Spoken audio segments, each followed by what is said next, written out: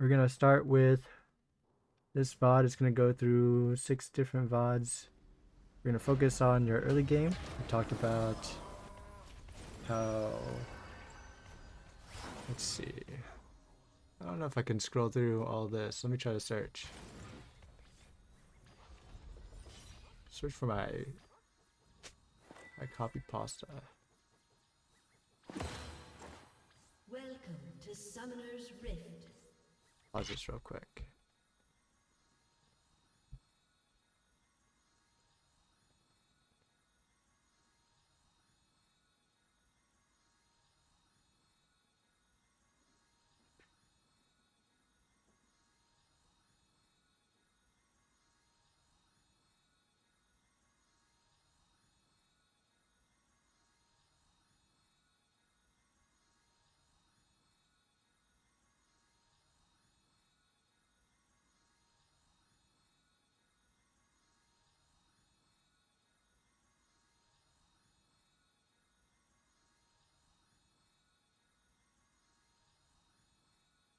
All right. So the main topics that you want to look at, talked about that you want to look at, are trying to get ahead early consistently. Let's see. Uh, you eat a lot of ranged poke, Yeah, I like really struggle into like Lux or Xerath or Vel'Koz matchups. and that if you fall behind, you can't get ahead early. Wait, main problems are really fall behind if you. Yeah, okay. So, in my response to that, I did say something along the lines of there are a lot of layers as to why you'll get poked out a lot. You're gonna need to play the game a lot more for that to not happen. Most players are gonna have an issue. They're gonna struggle in getting hit. The only way to avoid getting hit by these like long range poke mages are if you avoid the spells. There are so many layers to this that um it's like I don't know really know how to say it's a lot more complicated than it seems than just dodging, right? That's the Mm-hmm. basics, right? The only way to stop getting poked out so much is to avoid the spells. But how are you gonna avoid the spells and then stay in range for experience? Also, like apply pressure, right? Um, so when we're talking about avoiding spells, it's always gonna be like 10 different concepts at the same time. Just arbitrary number. Um, I don't know if you've done any research on since you did say you have like some interest in playing Smash or something like that. Uh, have you done any research or watched any videos on like some fighting game or Smash concepts? Just anything in Not general. really. Okay. Uh, I did say there could be some like overlap in between fighting games, Smash, anything like that, and playing League of Legends. These types of games, all of these like there's some element to it in most, if not all, online PvP games. Uh, if you'd like, I could send you some videos that I used to watch. Have Sure, you that taken sounds any great. psychology classes? I took Intro to Psych, Did they talk about classical conditioning? probably, but I don't remember what it is.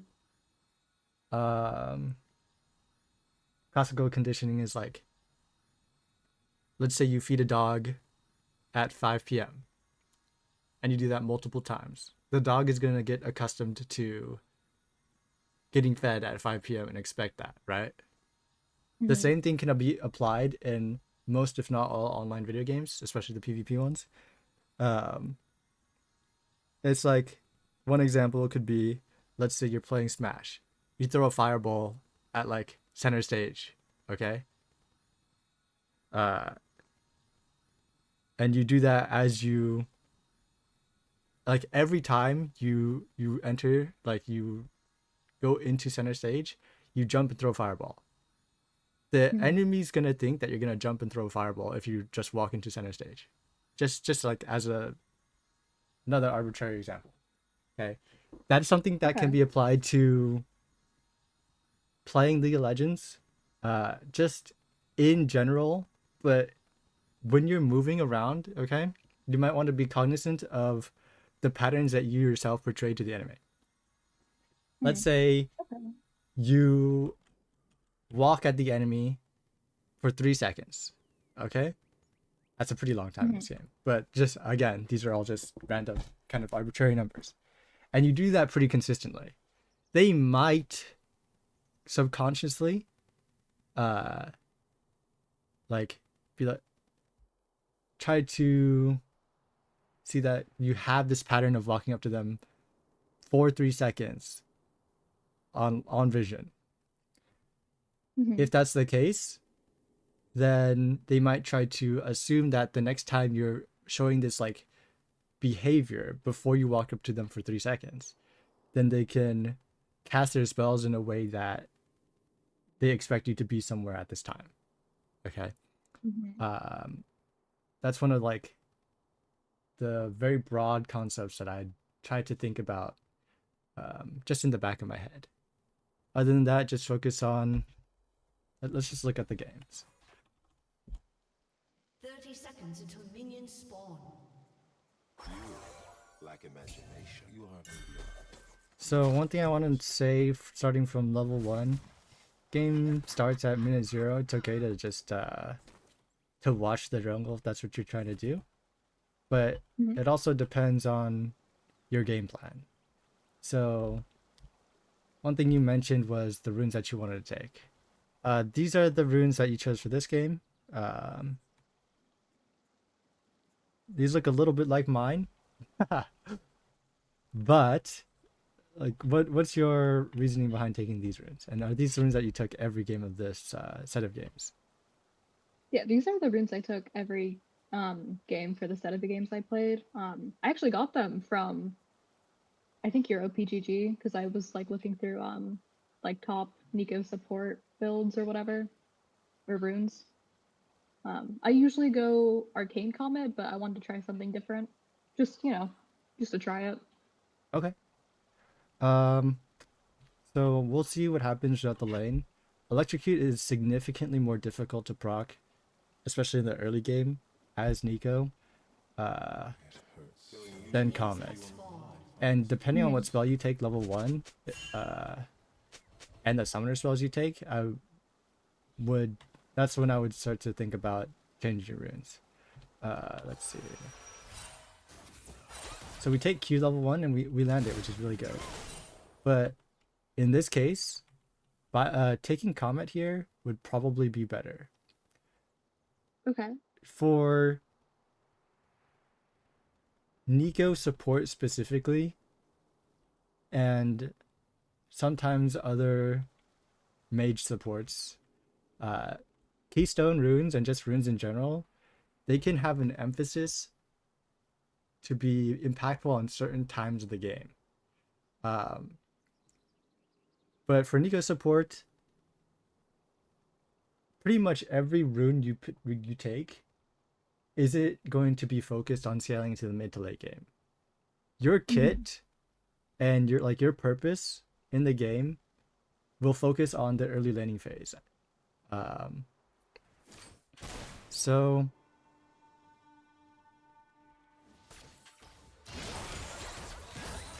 you want to maximize that as much as you can.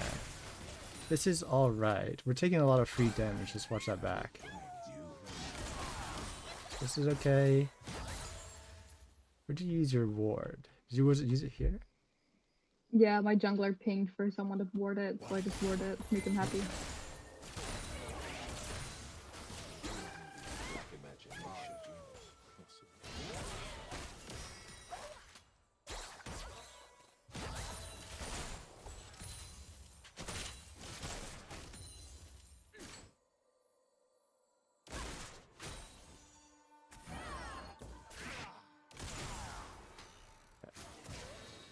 So right here, take a lot of free damage. We have to just be mindful of Caitlyn's range. Mhm. And the possibility of Milio trying to walk out and auto you. In that case, you just have to know what his auto attack range is and to like try to teeter around it so that if he does come out of the bush and try to auto you, you have the opportunity to auto him back. So here, you tried, I saw that, but because of the way you were positioned,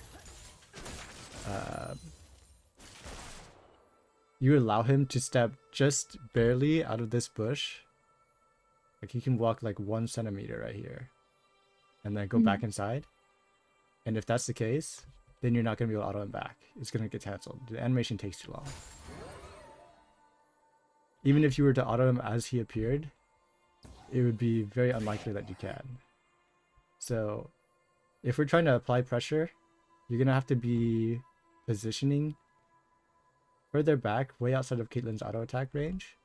In this case, we can maybe take a look. It's kind of hard in the replay, but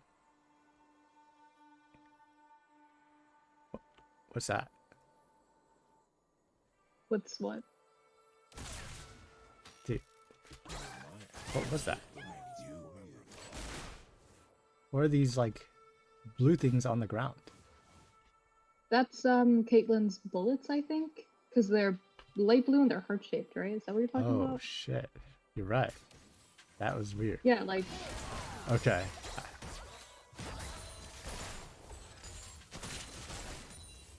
that's a cool detail.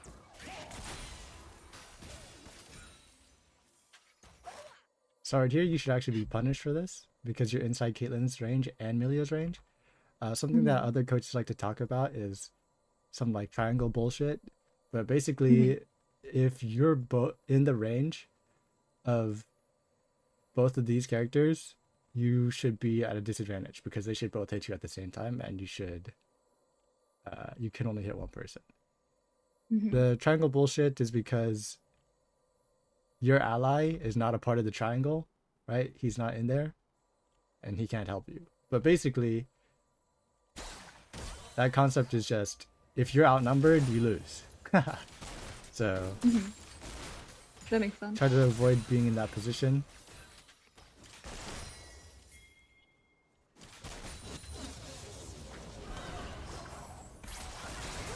Nice. Right here, you got a bit too close, but your champion doesn't provide anything. If you go E and Q, right, your champion doesn't provide anything after you cast those spells.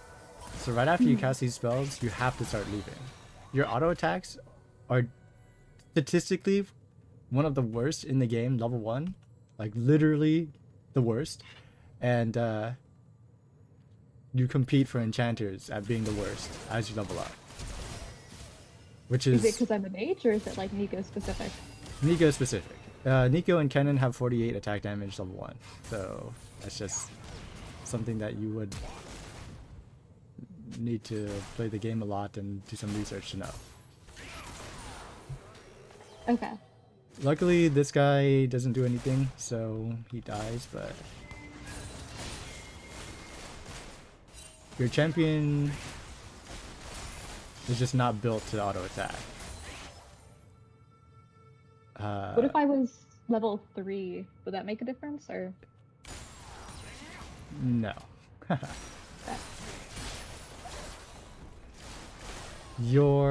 What you can do is, part of the reason why I take these runes is your W's auto attack is kind of like a instantaneous cast, right? You don't have to wait for the entire animation, and takes quite a while. So weaving in and out, casting one auto attack, going back inside of a brush, kind of like Milio is doing right here in the early game. That's part of the reason why I take Electrocute. Ignite will count as one proc if you're unaware. So in the early game, autoing Q Ignite will do a lot of burst damage, especially for those who are unaware of the potential.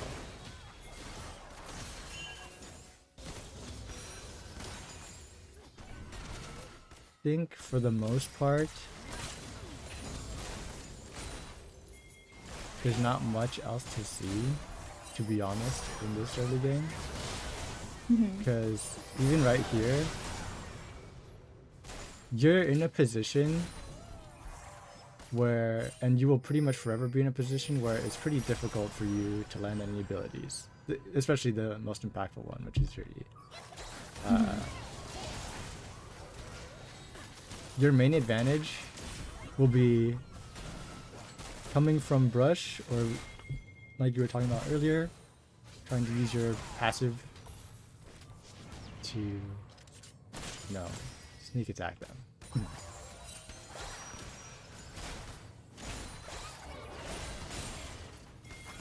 Overall though, when you're in this state, where you're just throwing spells back and forth, Comet's definitely gonna be a better rune. If you're in an advantageous state where you can walk up closer and then maybe get an all-in, Electrocute might be better because you gotta land all 3 spells, which is your Q, E, and auto attack, and then maybe you can do something. Other than that, it's Makes sense. very difficult to proc that rune.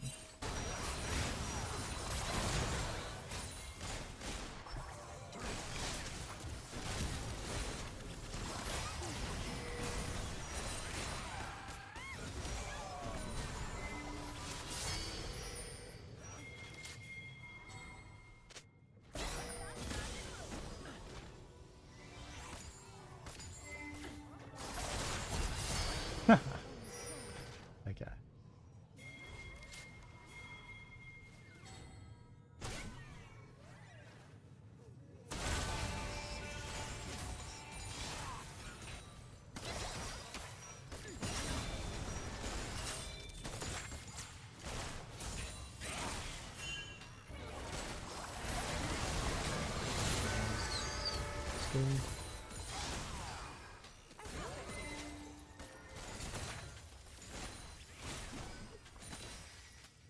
I'd avoid buying so many control wards in the early game. It really depends on what your champion does. But in most cases, buying control wards will be a waste. Right, even here, you can see that you're kind of holding on to them. And you might be holding on to them for pretty much the rest of the game.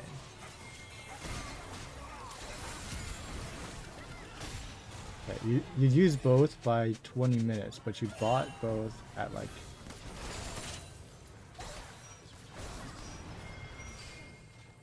I don't know, 10 minutes. 9 minutes, give or take. Okay. It's like you lose 150 gold for that 10, 11 minute period of time. And what did you gain? The only possible thing you could have gained from having these control wards is after you place one down. And the first time you place one down is going to be at 13 minutes. And at 13 minutes, you disable this control ward, which can be okay.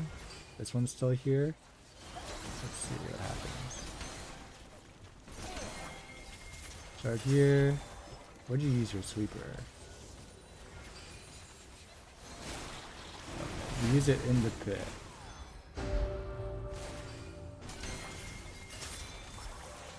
So this control ward essentially clears this ward here. Doesn't really help you make a play or anything like that. Doesn't help you prevent a play from like making sure that you don't get ganked, and then maybe even dies. So ultimately you spent 75 gold. Perhaps you could argue 45 because you killed a ward to do nothing. Well, that's not great. It's not, but a lot of people do it, so don't worry about it too much. Just try to be mindful. It's like control wards, even the small amount of golds that you might think aren't impactful, saving your money from buying control ward could make you, or like allow you to buy a dark seal even earlier, which is very stat efficient, and if you play well, could allow you to snowball, get that lead, and push it. Overall here, first 20 or so minutes. Electrocute is a good rune, don't get me wrong. It is quite strong, that's why I take it. But it depends on how you play the champion in the laning phase to see if you can make it like effective. It's not a easy champion to proc like some others. I don't know who I'd give a good example of, but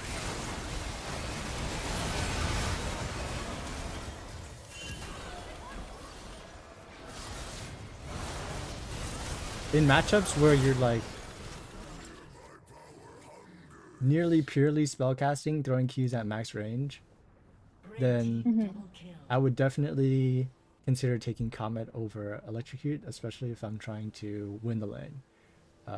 Okay. So it's just like matchup specific. Yes, but also I try to win every lane really hard, so I take Electrocute most games. And Mm-hmm. if the matchup is volatile, I will take Grasp because then it allows me to take 3 green runes, 2 red. I could even consider taking. It's kind of hard to take Inspiration. Biscuits are OP right now. I don't really want to take Resolve and Inspiration. I'm gonna do like no damage in the laning phase. At least with Grasp, Domination. I like to call them by the colors because I remember them better. The white and red runes. The sudden impact combined with aggressively using your W will get you a lot of extra damage. Okay. Overall, this game so far, it's like it's chill. Oh, I'm gonna see this.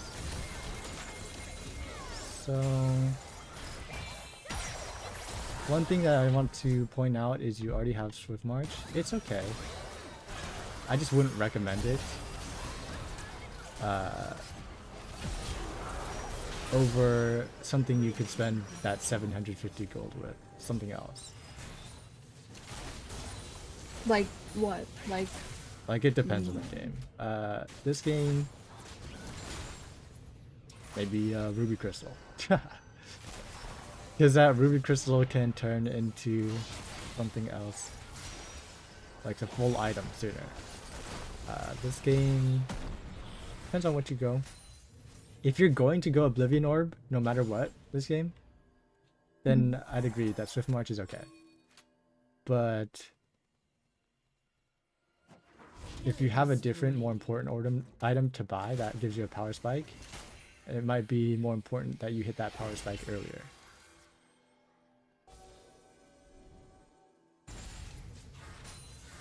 So if I bought this Ruby Crystal, what would I build it into? Like just something defensive?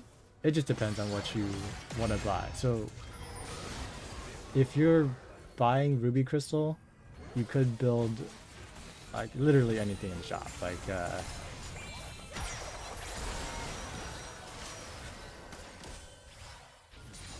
I don't know. Locket is one of my go-tos because its active effect is really strong and can actually turn fights. Especially in League of Legends' current state, where each champion is so tanky. And How do you feel about Shirelia's? it's alright. It doesn't provide any defensive stats, so I'm not that big of a fan of it. Other people like it a lot.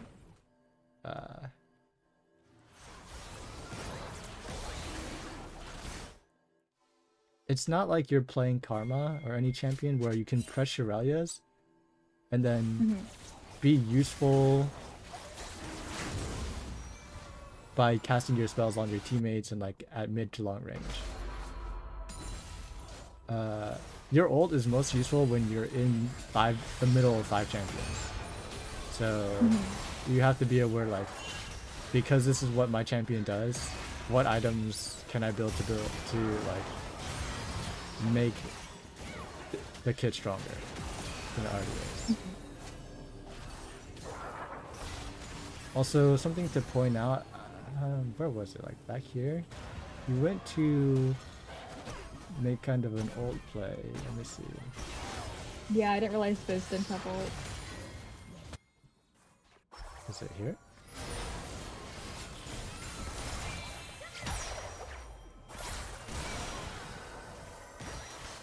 Retrospectively, if Fizz had ult, do you think something else would have happened besides that outcome?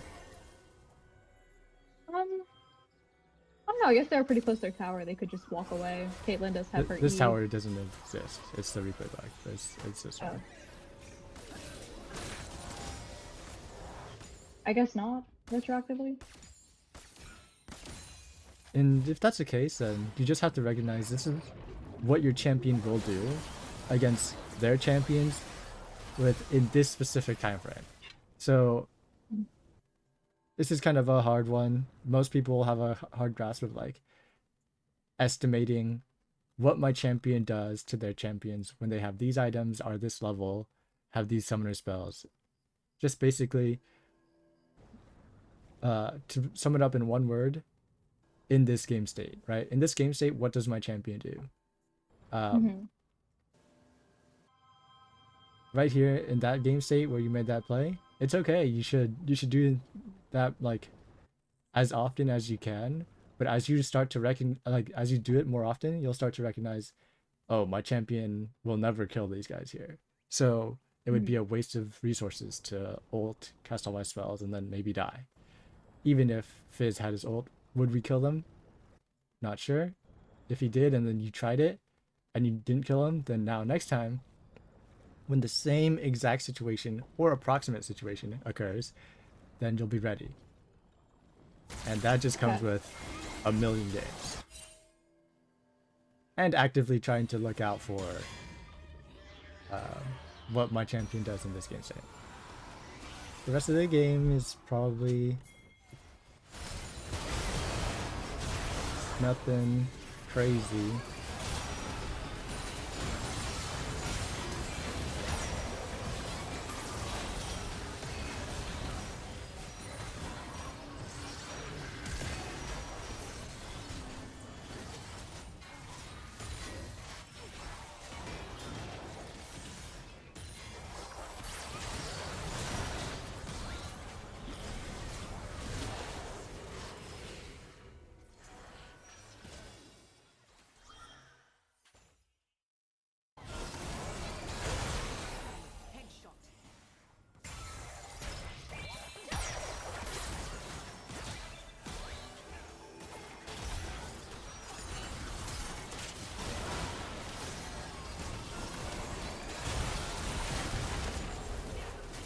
The ults that you're making, like, what would you say about them?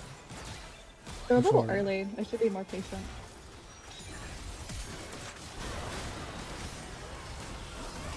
Definitely.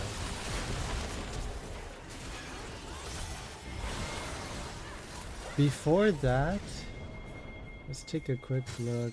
Probably around 15 minutes is when you get your support item. I'll just look around the map occasionally.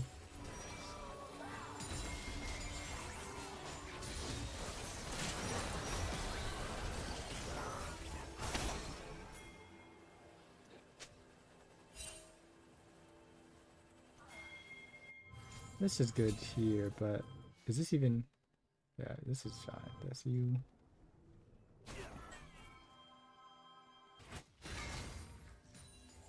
Okay, this is good.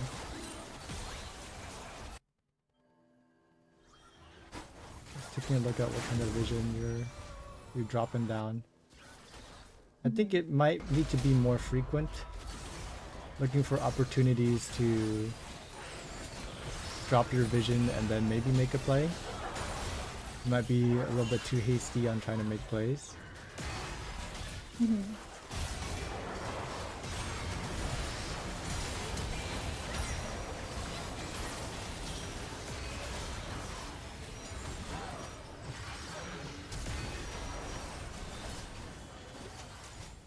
what your main role is with these items, you don't really do damage. Let's be real. Your damage is very minimal. Even with all this AP, you're looking to clear vision, get vision, set up objectives, and provide utility with your root and blocking damage. You cast all your spells, proc electrocute, do like 200 damage, and walk away. Like, there's nothing you can do. But given that in mind, you see how you cast all your spells to do what? 40% of this guy's health? Yeah.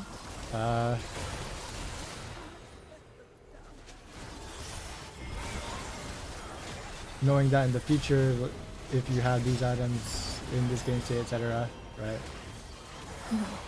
It's just not something that you can maybe look for. Even with the 4-man ulti, unless your team's right there to provide support for that play that you're making, you're not going to do enough damage to or lock them down for long enough for your team to just arrive like a little bit later. Right. So if I want to play like that, I should build like, I should be ahead and build like full AP. Or just Yes. don't play like that.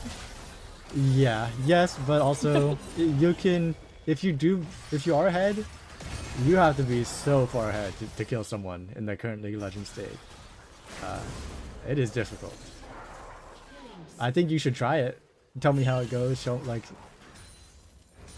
but I've played my fair share of post durability patch, and I feel like I should know that even building electrocute, shadow flame, storm surge, and Zax, stacking magic pen and stuff like that, it's gonna be pretty difficult to kill someone.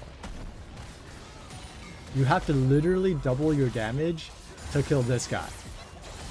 On that play you made, and it would be more than double because you did like 40%.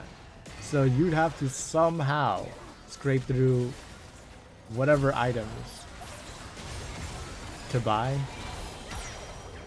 It's just not really feasible.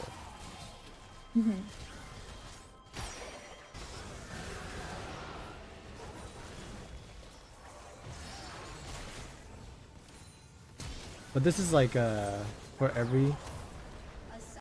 everyone who plays any game, I guess. Figure out the role that you play. Try to optimize what you can do in that role. But if you try to do something that you literally cannot do, given the champion or the resources that you have, then things might not work out. All right, let's go through the next couple a little bit quicker. We'll focus on the early game.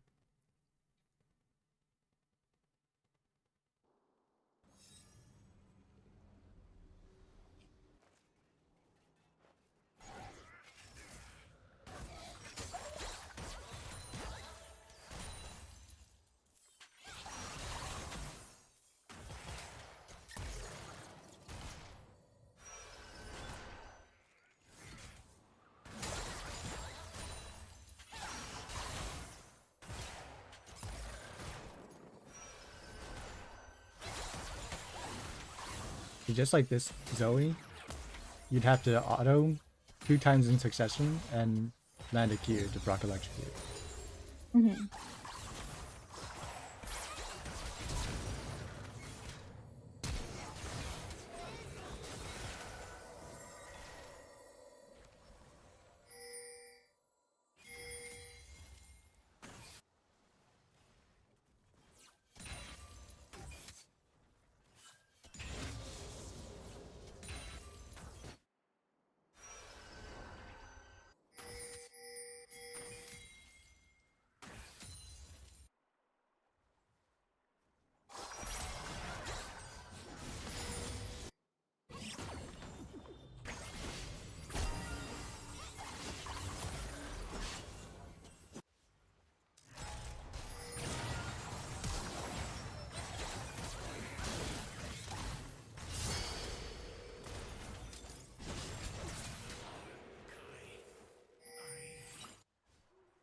I'll focus on this right here. Let's see.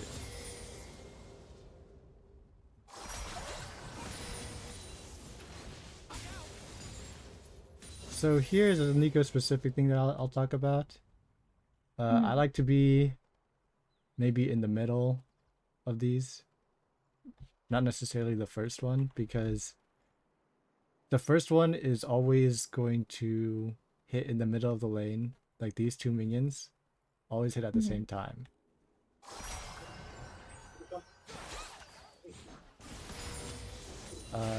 If you do that, if you're like behind it a little bit, then you might even be able to sneak in just like as the first two minions crash and hit each other. You might be able to just walk up really close to the guy without him noticing. I And just shouldn't have thrown from max range. That's one thing. Like this was okay. It's a decent attempt, but if you're the first minion to crash, since you have these relic stacks, whatever you want to call them, the world atlas stacks, you are probably more inclined to, instead of hit the minion and proc the stack and reveal yourself, to cast a spell before he notices, right? Right. So that's why I mentioned beforehand, if you're second, third, maybe just in the middle, maybe you get an opportunity, easier opportunity for yourself.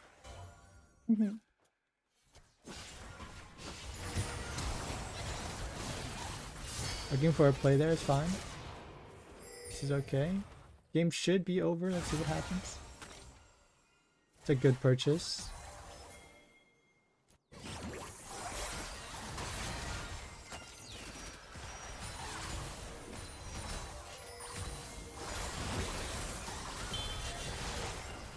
Let's see.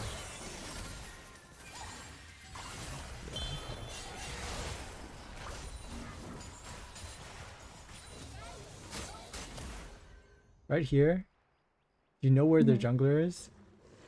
Not sure if you do. Maybe... Where did Shaco die? Okay, you should know where the jungler is because Shaco died on Rugs. Right. You could come around to this side, pincer this guy, and as long as you hit your spells, even through barrier, you and Lucian should kill him no problem. Given that you saw Zoe recall, you have just enough time to do that on that one wave, kill him, and you guys both walk out. That would be a little bit more difficult, but that's how you're going to push your advantage here. Here's a bit suspicious from you guys. You guys don't know where Yeah, their jungler is. That was overall kind of suspicious.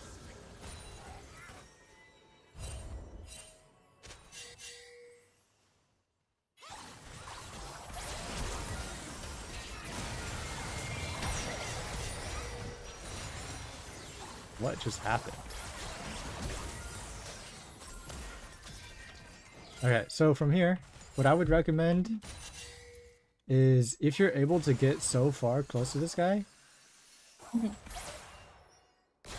don't necessarily have to E. You can just walk up into melee range and ult. If they're pretty much on top of you, flash will only take them from, like, if they're right here to maybe here. Okay? So depending on the situation you get, maybe look for just a raw ult play and press E after. Okay. I do that pretty often, I'd say. So here. Did you look for a play mid?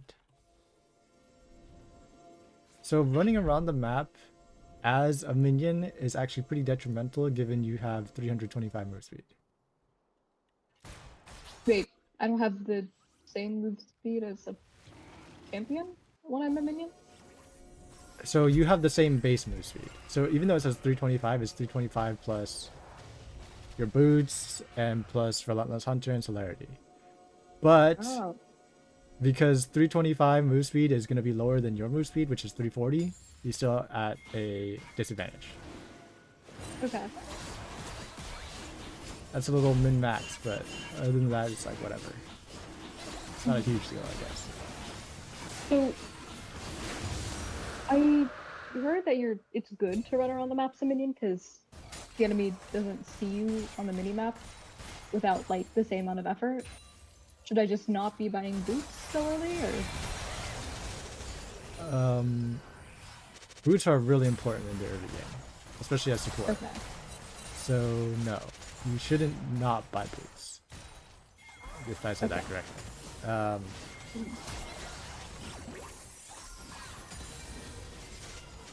But running around as a minion, yes.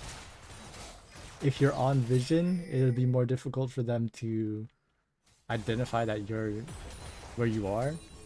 But if Mhm. they know that you're a minion, or if they see a random minion walking around like on this ward, yeah, it's gonna be more effort, but they'll know it's Neeko.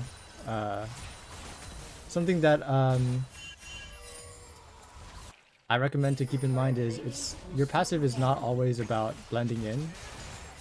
It's about deception. Deception is obviously a part of blending in.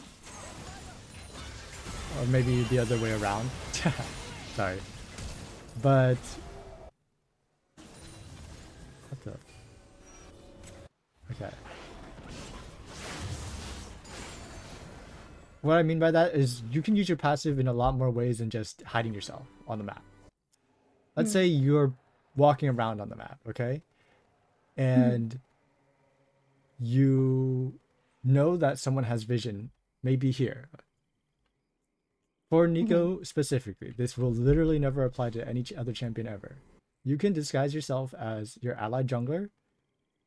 Let's say they have the vision here. Your jungler is trying to make a play topside. You disguise yourself as your jungler, walk through maybe this way while they have this vision like this. You briefly show yourself as the jungler, so they think, oh, oops. The enemy jungler is pathing bot. I'm safe in the top side. I've done this so many times where my top laner or the enemy top laner overextends because he thinks enemy jungler is bot. I'm safe to make a play, and then he dies because my jungler is top side. Be a little bit more creative than just thinking, hey, it's harder for them to see me, or I think this minion, I'll blend in with the minions or something like that, right? Like, the champion as a whole has more potential.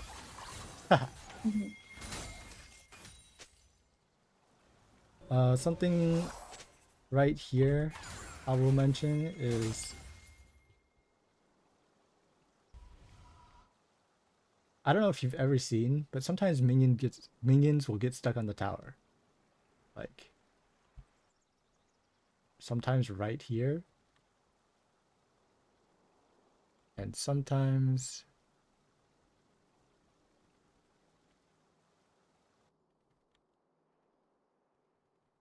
right How are you able to here. draw on the practice tool? It's a app. I'm drawing on Windows, not the practice tool. Oh. You could probably find something similar on Mac if you look it up. I don't know.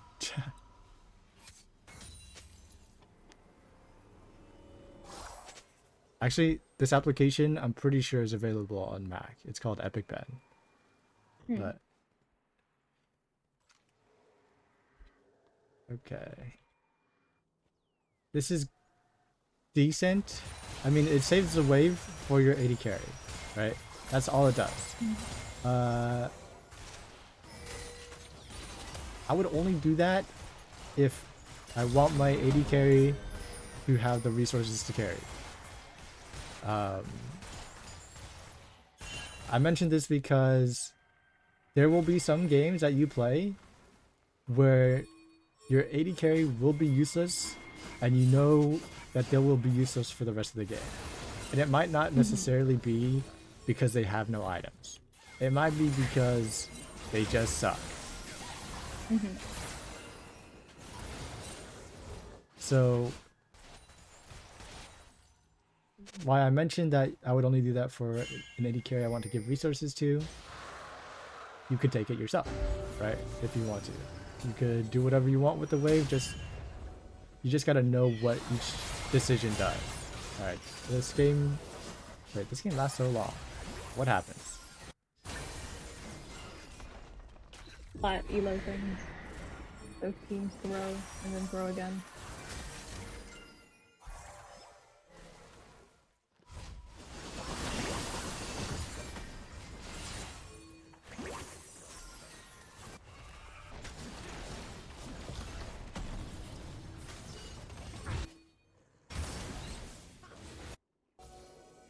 Let's take a look here.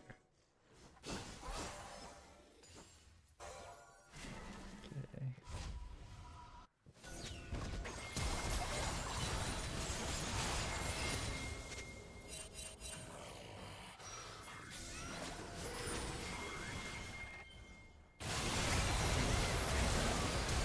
Alright, so there are a couple things. Otacon, just as in general, it's not really an objective that you're allowed to start with the entire enemy team up available to contest you. Even if you're so far, like, unless you're so far ahead that you can, it's just a game safety thing that you can take it with them walking up to you and fighting, this thing will kill you. Like, this thing does quite a lot of damage. And most people don't know how to completely avoid the damage. So just for example, right, that one's easy. You just walk out of the linear ball projectiles. And this one, to avoid this, you cannot be playing at max range. You have to walk into its melee range. As you can see, it starts the, I don't know, the vortex, and it gets closer and closer, but it will not use its vortex ability like on top of itself. So if you're melee range, you will take 0 damage from that ability, and that's what hurts the most. I mean, that's where it starts going wrong. This is kind of a decision right here. Let's see.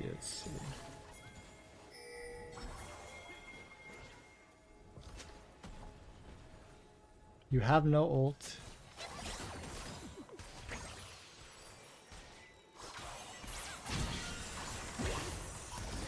Oh wow.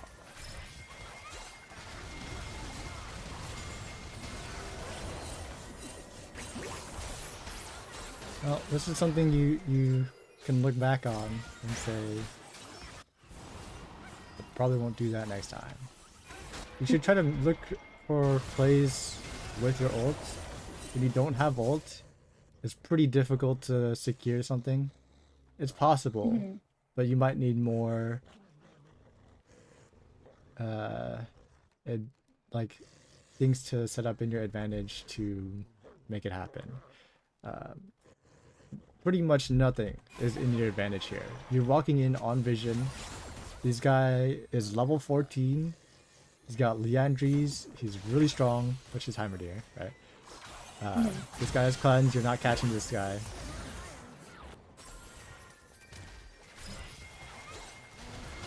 There's nothing that you guys can do to chase.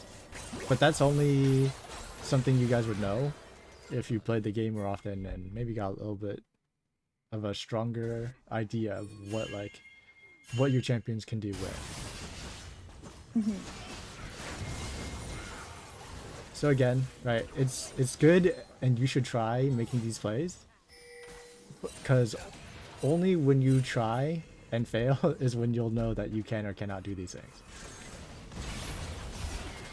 I guess you could also take notes, right? Take notes, you can watch other people play that might have a better idea, but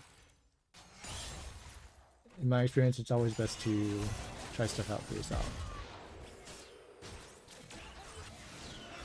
Also depends on the person, because I definitely learn better from studying than actually playing. I don't know about you. My friends have the opposite experience, where they can't really study something in terms of gaming and have like real positive learning experiences. I'm But more of a learn by playing type. yeah, I have to study. If I do not study, I will never learn.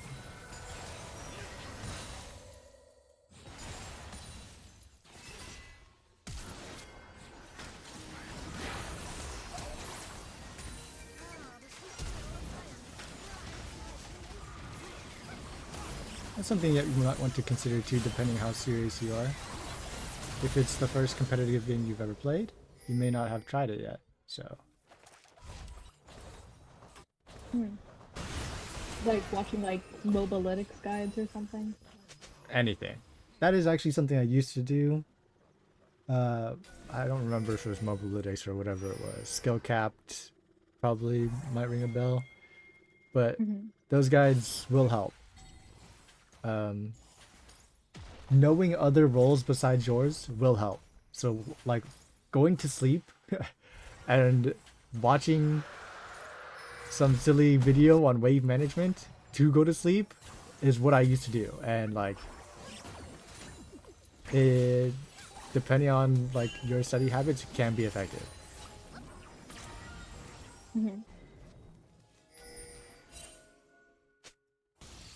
Oh yeah, I was gonna ask, was that a good play to make? Which one? Um, I think like half my team died, and then the enemy team went to Baron. My Lucian went to like contest it or give vision or something or try to steal it, but I went for mid tower instead. Oh, so your team dies and they go to Baron. This guy wants to contest it and you went for mid tower. I mean, this is fine, yeah. Trading objectives is fine. So it's fine that I didn't go with him and just let him go by himself. Well, if you think about it, what are you gonna do? This guy gets flashed on. They come off the Baron, this guy gets flashed on. You're just gonna die with him. You have a control ward, you might be able to see, and you might die and he might not die, but this is okay. There's two things that it does for you. One of which is it destroys the tower, so it allows your team to push towards closer to the inhib.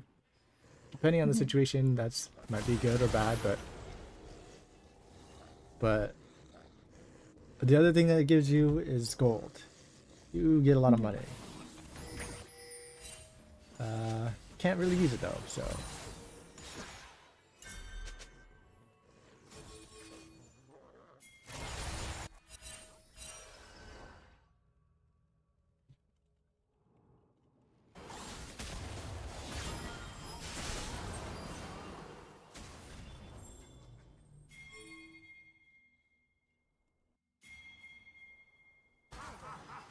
You guys are sieging. You have nothing. There's a vision in the back here. A TP2. You have a control ward and sweeper up. Probably as you guys were approaching, did you guys use it? No, you might have seen it if you sweep like as you're approaching. I would sweep starting right here. Because yes, you do want to sweep for potential flank wards for TPs. Common spots will be like in the middle of the lane.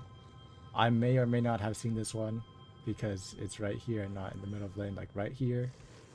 I guess I'll draw it right here maybe, or right here is where I would expect it to be.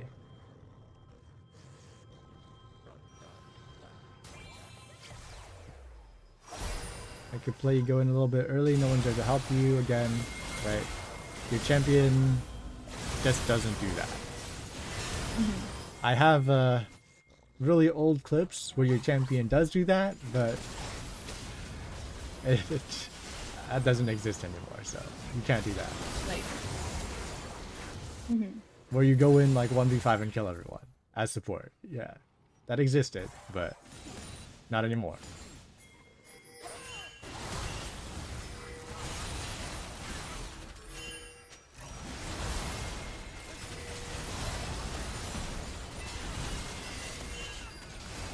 Overall, you can see this happening in lower elo games where you guys are kind of just sieging every opportunity you get. Like you're trying to take the inhib when there's like 5 players up. You can clear all vision and take this soul for free, and then siege afterwards after you guys secure Infernal Soul. Having Infernal Soul will make it significantly easier. Now your jungler is fighting for it, but you guys get it. That's good. You guys probably win because you have Infernal Soul. These fights are just not great. What happens here?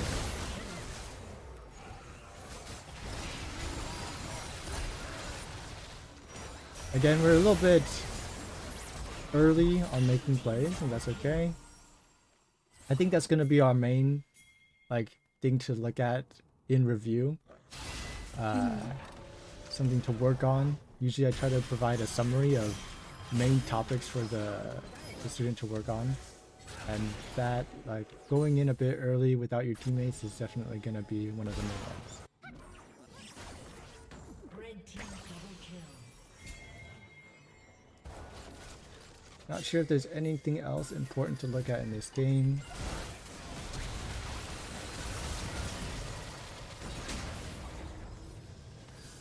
Using your W to kind of get to scout for you so that you don't die while you're entering fog can be pretty useful.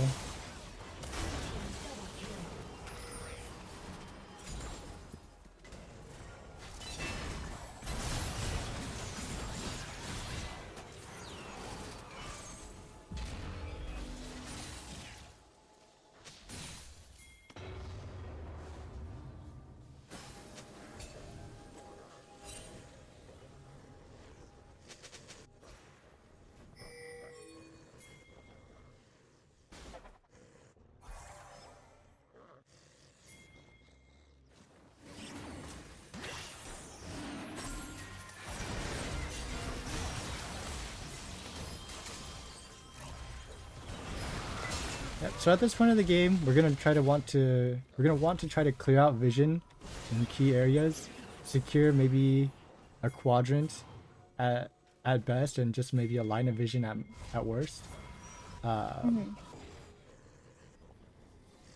You have, I believe it's 2 sweepers up. I can barely see it. Before any fights take place. Let's see, kind of in the lane. So what I would want you to do here is to try to scout using your W, either into this area right here where they're all at, or since you're already here, maybe scout with your W, make sure no one's there. Scouting with your W also allows you to block abilities if necessary by extending it and maybe making it follow you.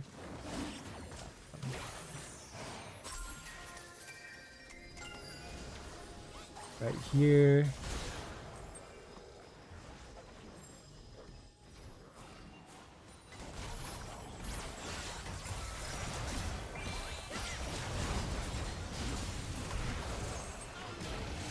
Fight breaks out, but it's great if you could start something, because if you're the one starting fights, then in future games you'll be able to end games by yourself.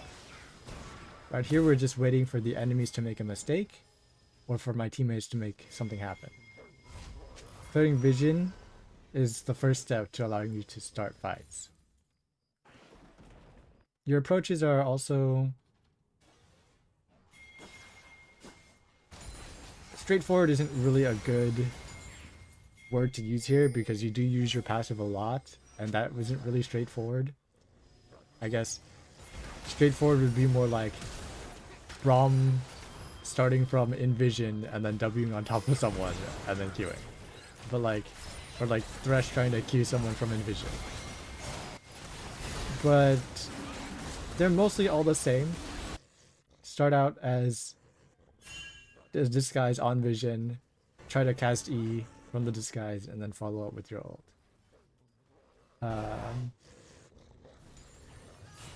There are other ways you can make plays, which will include clearing vision again, and using that to bait them into bad locations. For example, if the Baron's up, then clear Baron side vision. You'll want to try to scout and take over some vision to make sure you're not doing it. And if your team is there with you, you can just land a 5-man ult route, Q, and then they're all dead. I still don't know how this game lasts for so long when you guys get Elder Dragon and you have Infernal Soul. Like, what happens?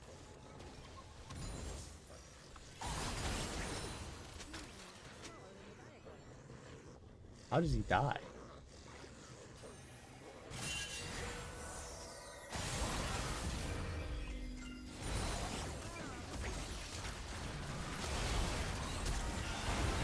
Okay, so he just dies mid.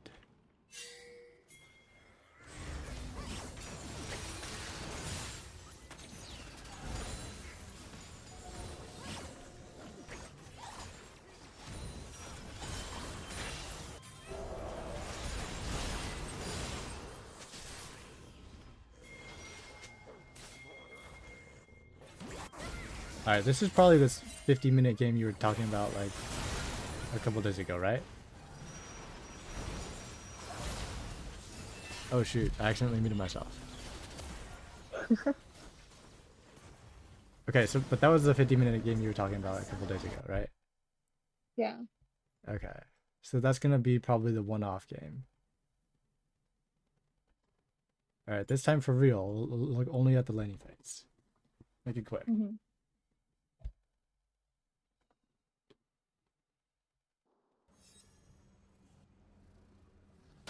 What the hell happens here? Melting spring invade. 30 seconds until minions spawn. This is never gonna kill him. Haha.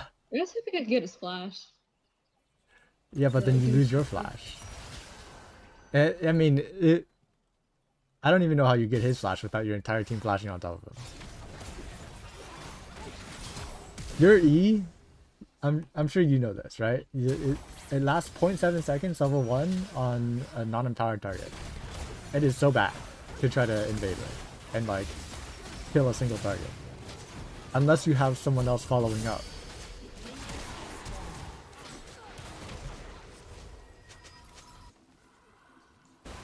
I didn't know lots about little. I knew that the empowered lasts like 3 seconds or something, but I didn't know about the base. As you can see, it lasts 0.7 seconds up to 1.8 empowered. And then you can see with more details here by holding shift, all the details, minimum root duration, empowered root duration, etc.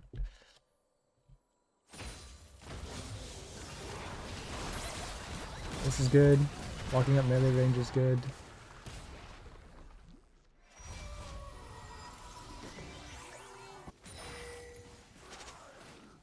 Again, I think I would recommend taking Comet if you're going to be taking these kinds of trades, or mostly you're spell casting in the early game. That's what I was talking about before, where with different runes you have to play different ways. When I take Grasp, right, I'm trying to fish for more procs by stacking Grasp slowly off the minions, and then rocking it with my empowered auto. Trying to min-max damage I take versus damage they take.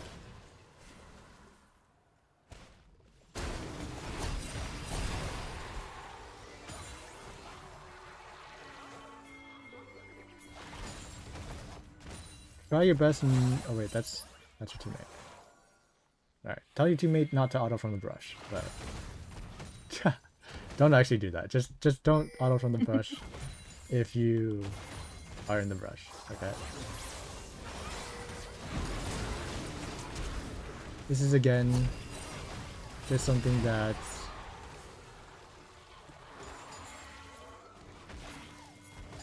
you should recognize what your champion can and cannot do. This is alright. I just want to look at it again.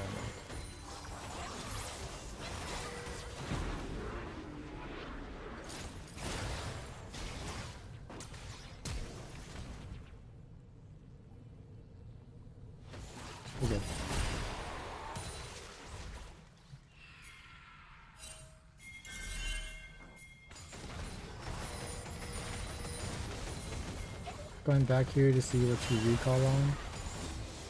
Yeah, I let Lulu freeze like a giant wave. No, no, this is fine. It's actually not freezing. This is like something that you'd watch. What's it called? Those guides for. It's so close to their tower. This is not freezing. What I'm looking for here is the items that you purchased. I thought you were talking about an earlier point. The wave is slow pushing back to us, right? Yeah. It's not great, but so I'm looking. All right. So you actually are holding on to so much money. There's definitely going to be an opportunity somewhere in here where you guys should be able to push and recall.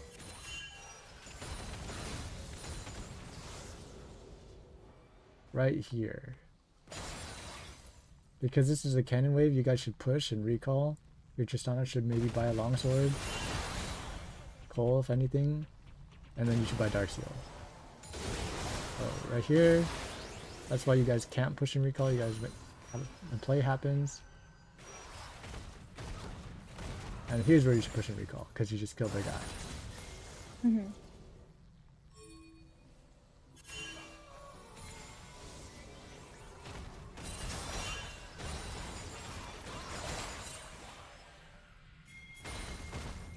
You guys are kind of just stuck here this entire time. But you don't have to be. If you guys were able to get that recall off, you'd have an item advantage. The wave would be in your in an advantageous state closer to your tower, even though Tristana will push. You can maybe dive them on the next wave. But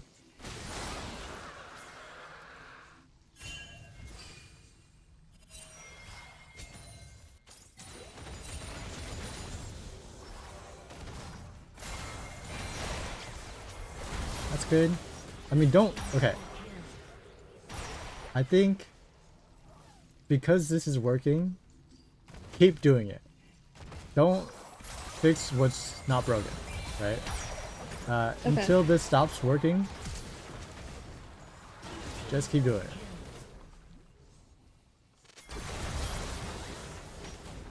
That was a bad idea. This, where you go to help your Tristana like escape, you should recognize when something is unhelpable. This is okay, again, right? You have so few games and you haven't played the game that much. You should try things like this. But if in your heart of hearts you know this guy is dead and you can't do anything to help, just leave him. Mm-hmm. And we'll go on to the next one. I'll just skip through. Maybe something happens.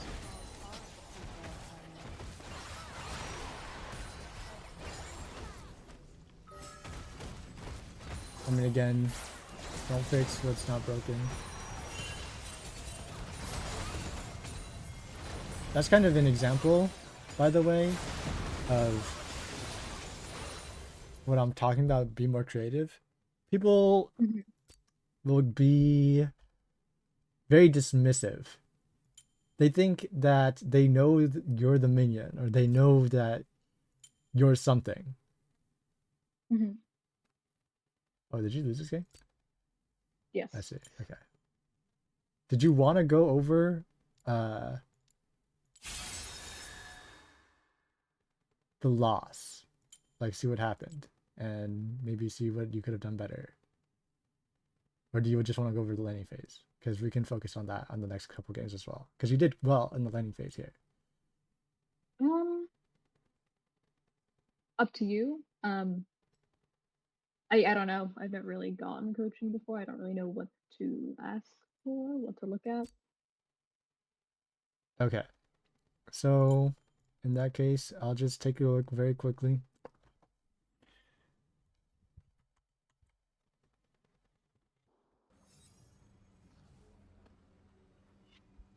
Alright, the game's already... What happened? Cho'Gath got really tanky, and Amumu got really tanky, and then Tristana and I couldn't deal with it.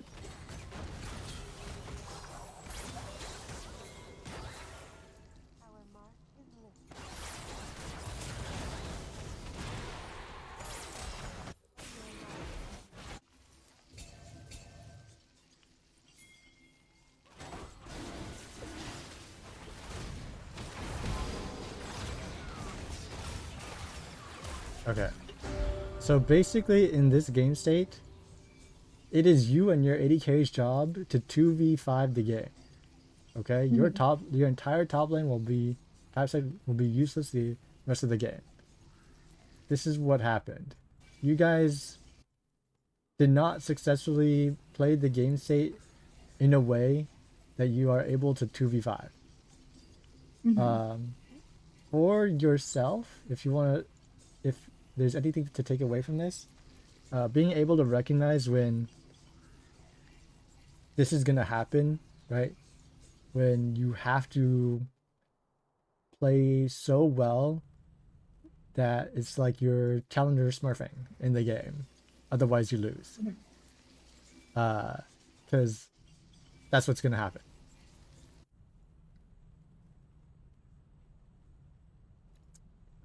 From this point on, there's not much you can do, I will say.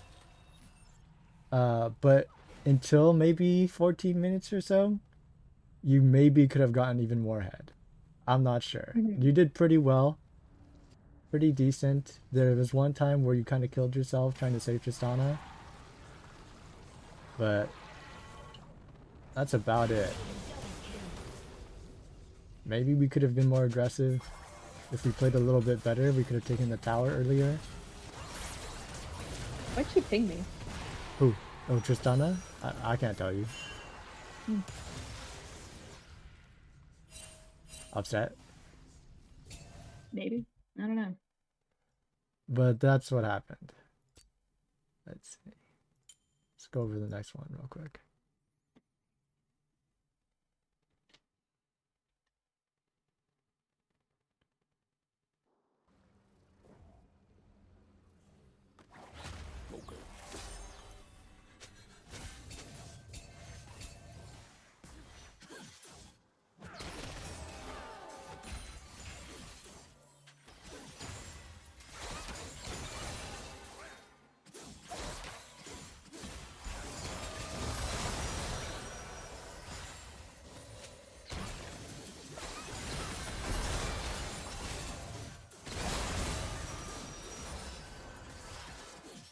If you take a look at my OPGG again, along with the runes that are mostly different from other people playing, you can see my skill order is also different. I'll almost always take WQE. This has to do with how I trade in the early game. This is also partially why you may be out of mana, and I will not. Because if I deal damage by spending 0 mana versus dealing damage spending 50 mana every 9 seconds, it's going to be a little bit different. I was wondering why I was for most of these games. That would make sense. That's another reason why some people prefer Comet and Mana Flow, is because their trading mostly consists of long range casting with the Q, kind of poking. Kind of just like normal gameplay. Whereas I'm a little bit more aggressive, playing in and out of vision and autoing more often instead of casting Q.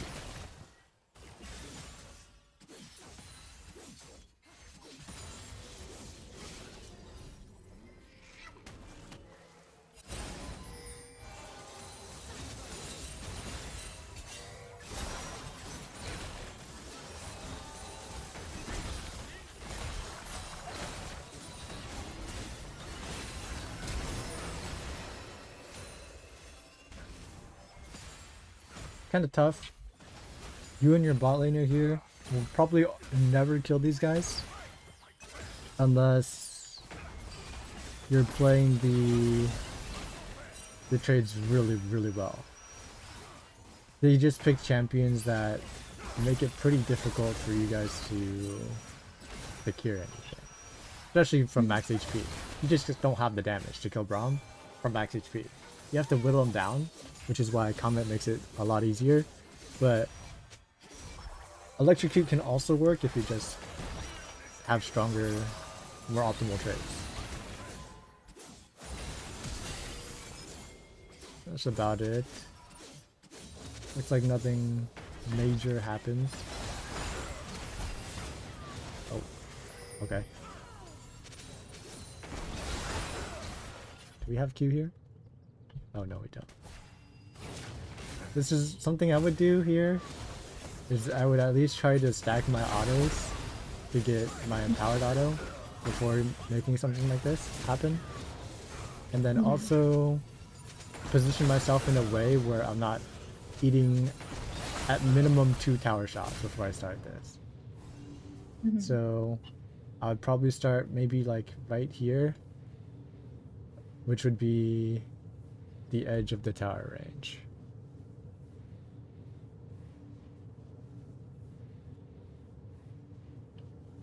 Other than that,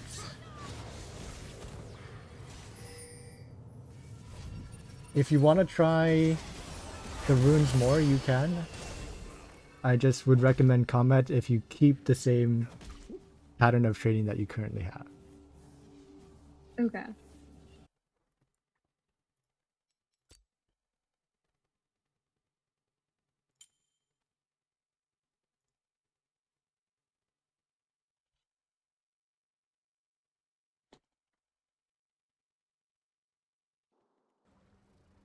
This is gonna be in a matchup that looks like you said you tend to struggle with because you get hit a lot.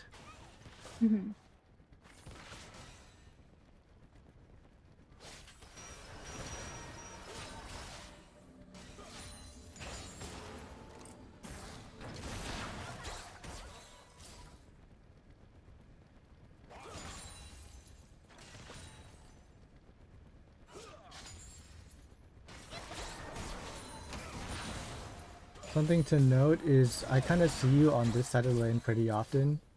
You typically want to be on the opposite side with the brush. It allows you to look for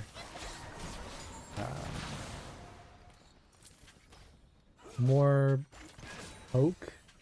By entering the brush here, you access like, let's say the minions are right here. This is what you have this to play with. Whereas if you're just on this side, right, it would be more like this, if you know what I mean. Not really. Okay. Could you elaborate? Yeah. So let me pause this real quick. So by giving up this brush here, by not playing towards it and playing on this side, you're playing towards your max range of your Q, which the enemies will typically play towards as well. As long as they have you in vision, then they will try to teeter around the max range of your Q. At least teeter around and maybe just walk away past the max range. By playing around the brush, instead of the normal minion line and them having vision, let's say,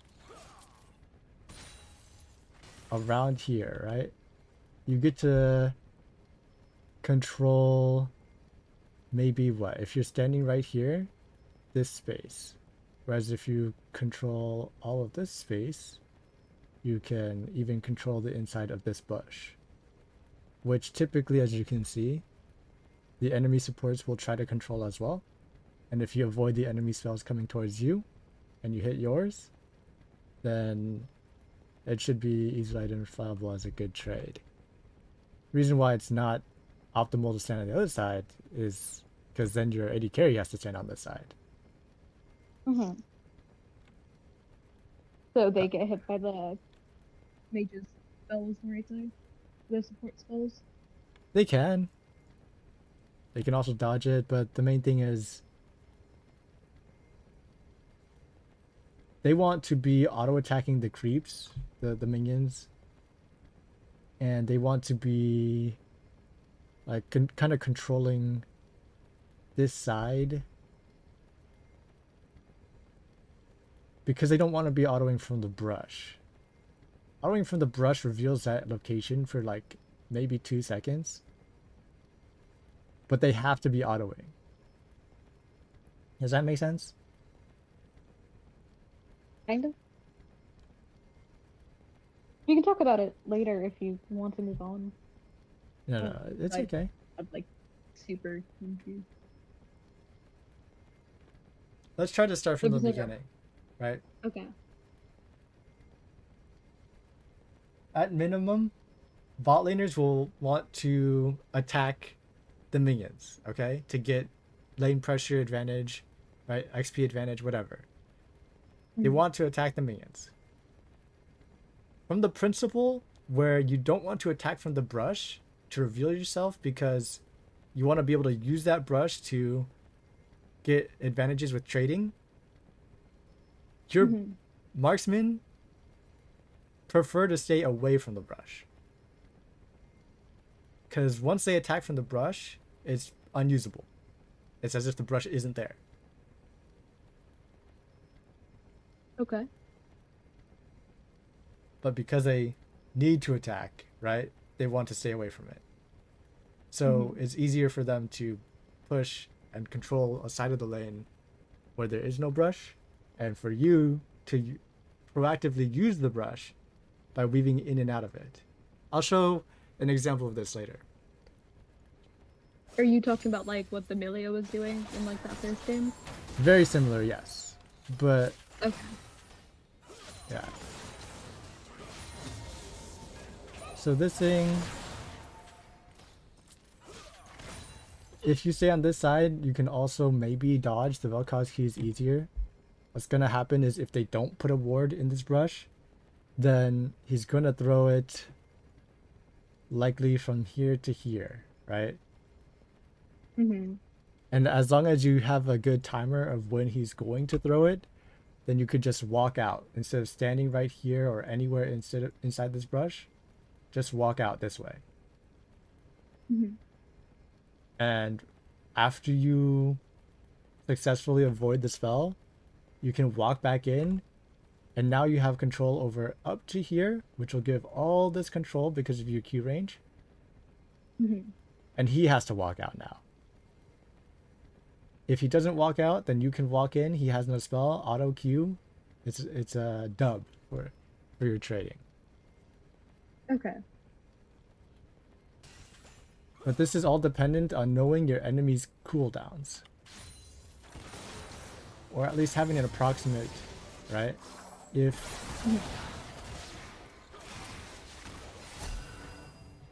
you see that he misses, then it's going to be down, at least for some time.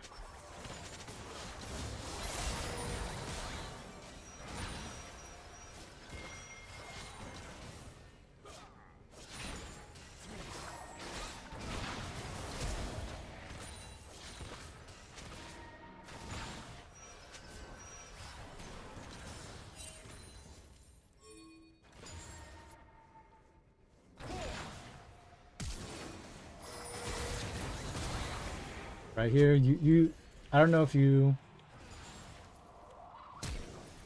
earlier, was it like the first time you recognized that electrocute can be procced by ignite when I said it? Because you used it right here, maybe unintentionally. Not intentionally. But as you can see, right, you Q auto ignite and it procs. So for the future, if that's something that allows you to make a play, then you should watch out for it. Maybe they're lethal if you Q auto ignite. Then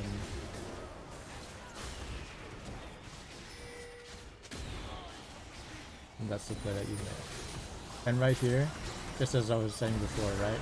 You don't even have to show up with the minion wave. You can just show up as a minion and they're just not paying attention and they'll die. Which is good. That is very good.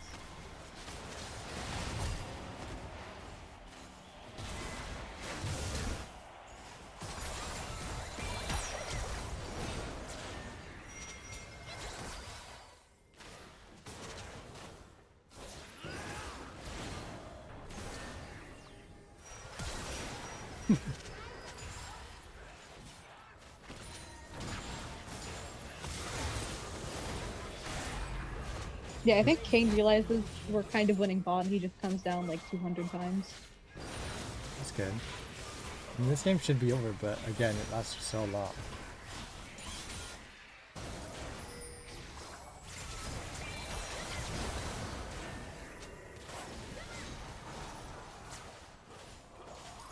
Overall, the early laning is fine. Turret plating will fall soon.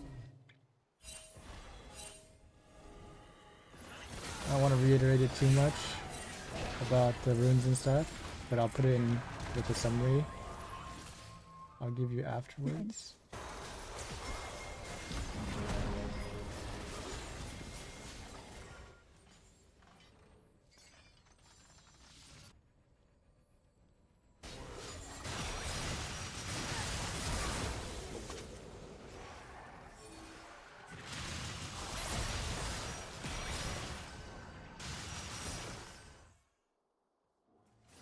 This is kind of similar to what I was talking about at the very beginning. Right here, with the way that you've moved for like the past, I don't know, second, right here. You've given Urgot the impression, right, after you reveal yourself, that you're just going to be walking this way. Okay? And you've done that within the 1 second that you show, believe it or not. Mhm. If you're able to understand when Urgot is likely to press his E after revealing yourself, then you can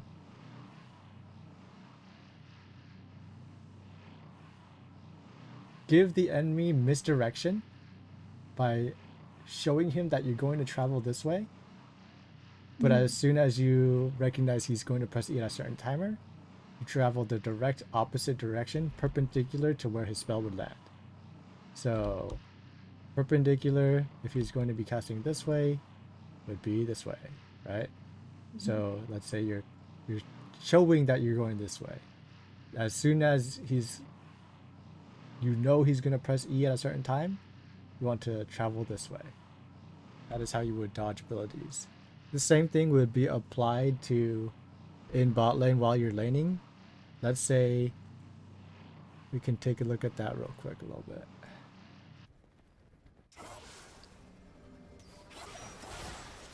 It's kind of difficult to kind of give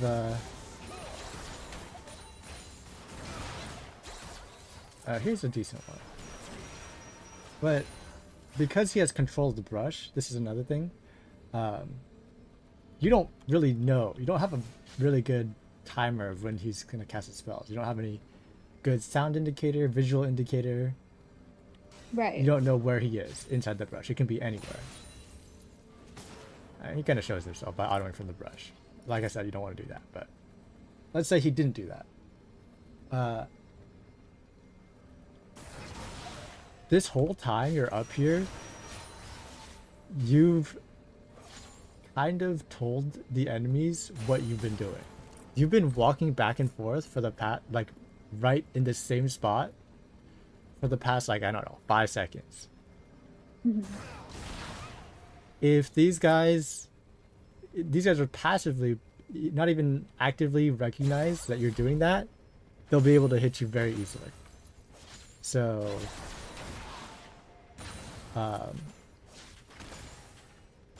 if you were to know when they would cast their spell, then you would maybe be able to do like feign going one way, Fent going one way, and then walk perpendicular to the spell they cast. It's not exactly the best for versus Vel'Koz, but it can help if it's within his max range. Because if he doesn't expect you to dodge the first part, then he might not recast it.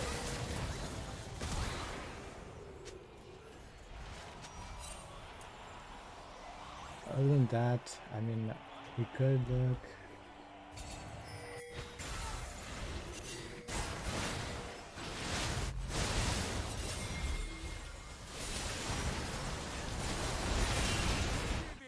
Nah, not really. There's nothing important.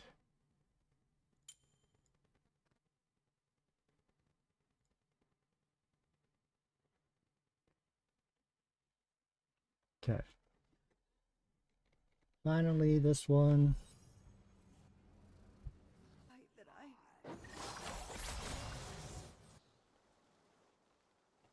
So like I said before, these guys, Mhm. they're playing since the very beginning of the game. That's good, you scout at least. Alright, this is good too. Now why'd you do this? Minions have spawned. What made you do this in this game, whereas you didn't do this in the last 4 games? Fiddlesticks needs bushes to play. No? Well, that will actually not be Fiddlesticks in particular. That's going to be every support in the game, which is why I asked why you did this game. But if that's the reasoning, I can see.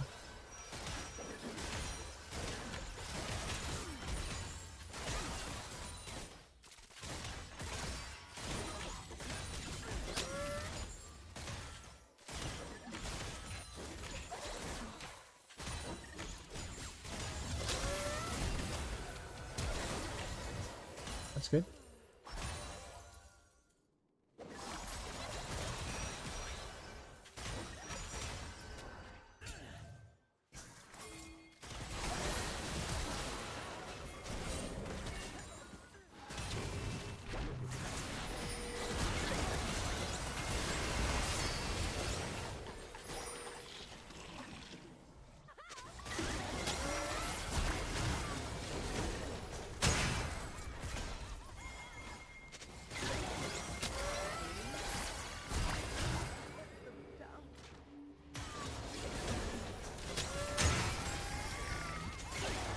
Did you feel rushed to make this play? I kind of did it because we already had beats, and I was like, we might as well dive the Caitlyn so she misses wave. I remember they changed it so that way dying was more punishing on support. Like you can't just crash a wave and then die again in ADC because you lose a lot more XP. But I wanted to see what it would feel like if I did it now. I was just curious. Because I What do don't you mean usually by play that? like this. Didn't they change it so that way like I don't remember what it was. But like last season they made it so diving the enemy ADC and like trading like kill for like a wave is like bad now. Well, I do not know what you would be referring to. Like dying on support is more punishing than it used to be. Right. I understand what you're saying XP. here, but I'm not sure what changes they made that you would be referring to. I thought they made it so like last year or something, like before you'd use a little you would like lose a little XP, now you lose like a lot from doing that. What XP are you losing from the minions? What are you saying? Like from being dead, I guess. Right, from being dead, from losing minion XP, or what? Now I don't know what I'm talking about. I thought I knew, but when you say it like that, I don't think I know. Because you don't. It's not like Minecraft. You don't lose your XP when you die, right? You. Right. In fact, by killing them or being dead next to something, you'll actually gain XP. Hmm. So, for example, right? So this is good. But it's okay. Let's watch Caitlyn's XP bar, okay? She dies first. I can't watch it because it's stupid fucking spectator. But she dies first. She has very little XP. That's why. It's like, I don't know. Barely level 6. Okay? Just a smidgen of after level 6. Let's fast forward to when she respawns. You should be able to see that she gained XP from your death. Mm-hmm.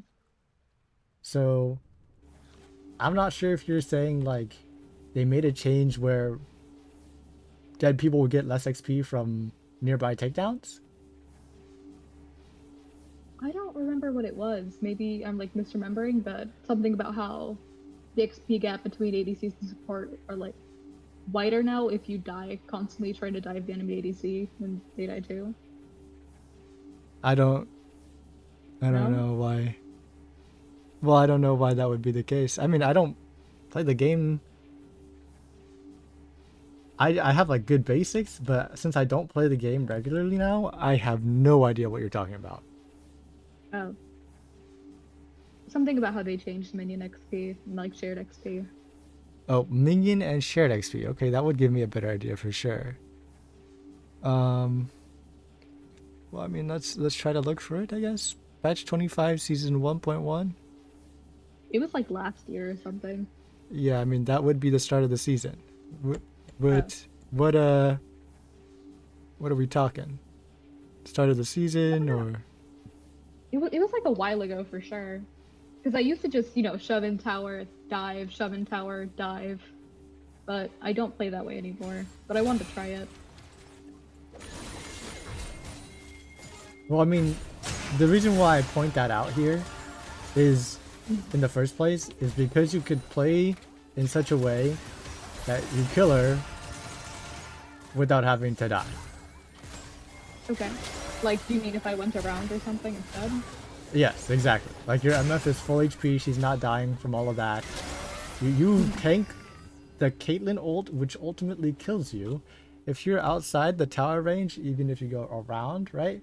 If you're right here and you pincer her, then you'll never take tower damage in the first place. You won't even take Caitlyn ulti. She'll have to either die to MF or die to you. Hopefully.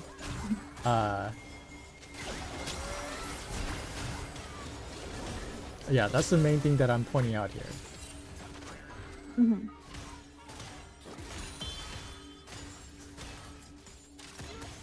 Other than that, overall, it looks like you're... Oh.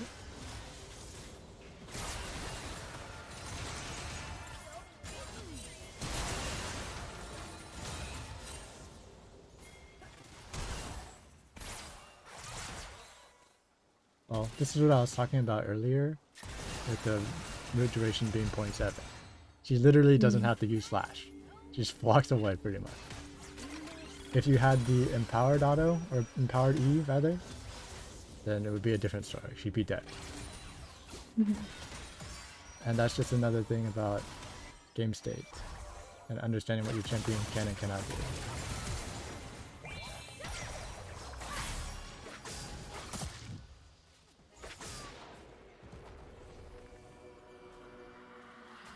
So it looks like overall, you're doing pretty well in the early game. There are a few things. Should have written this down earlier, like I used to.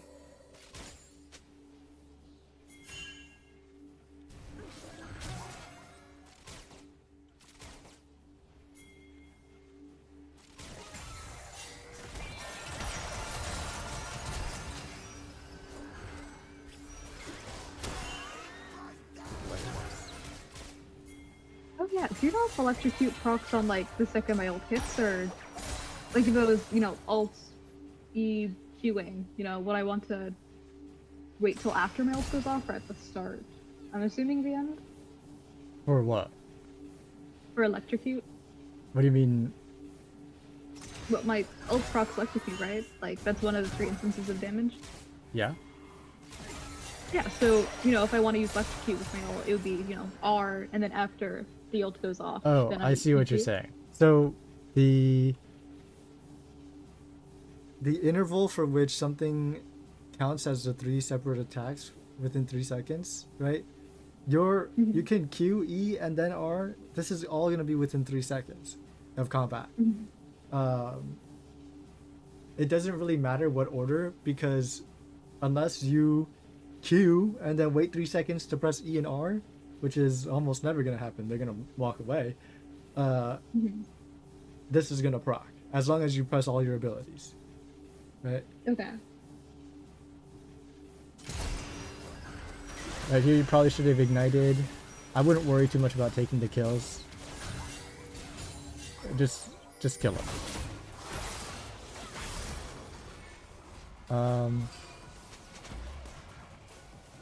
I And swiftness boots is okay. I'd say. Should I be building like magic pen boots or something instead? No, it's okay. Uh, this game in particular, I probably would have bought Merchant's Locket if I was playing to like with the assumption that my teammates are gonna do something. If I'm not, then I guess I'll buy Magic Pen Boots and full AP. But Akali being in the game and Fiddlesticks, right? Akali means you should buy Magic Resist or you're gonna die in one hit.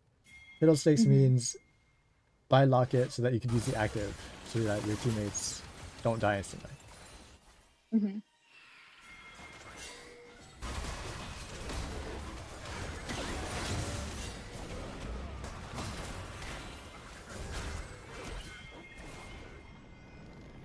Overall though, I think your early game is fine. Mid game is where you tend to struggle the most. You need to be more creative with how you play for vision and how you play to make engages. You're going a little bit too early as well, pretty commonly. Not playing with your team.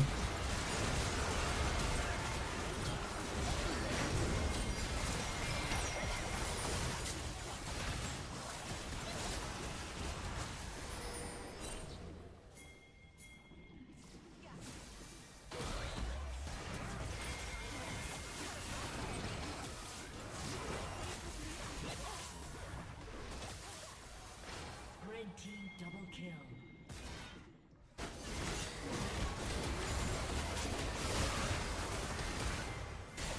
As you can see here, this is what I mean by buy magic resist against colors you can die in one hit. You get hit by an E, an auto and Q, and you're dead. Do you think I could have built like a Abyssal Mask or something this game instead? Or It's possible, but if you do buy Abyssal Mask, in order to be the most effective, you're probably gonna want to build it not as your first item. So you can go like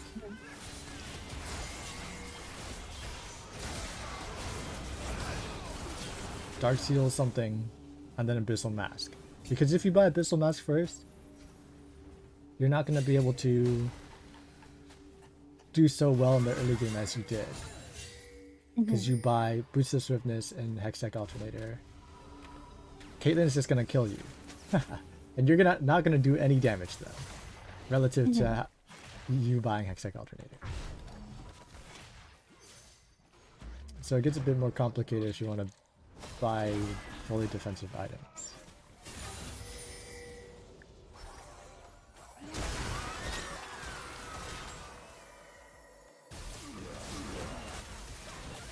But this is about it for the one-on-one. I'm gonna make a synopsis for you, and then we're gonna talk about